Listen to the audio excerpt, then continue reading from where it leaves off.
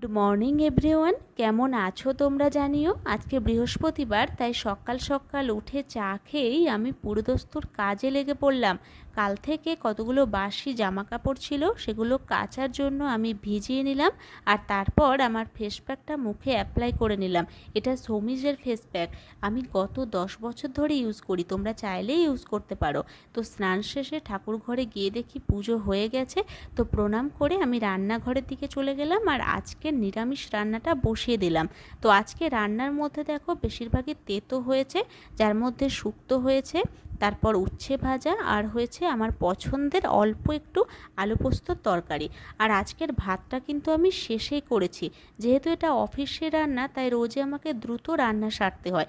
আজকেও তাড়াতাড়ি অফিস চলে গেল, আর অফিস যাওয়ার পরেই দেখছি বাইরে ঝমঝম করে বৃষ্টি শুরু হয়ে গেছে।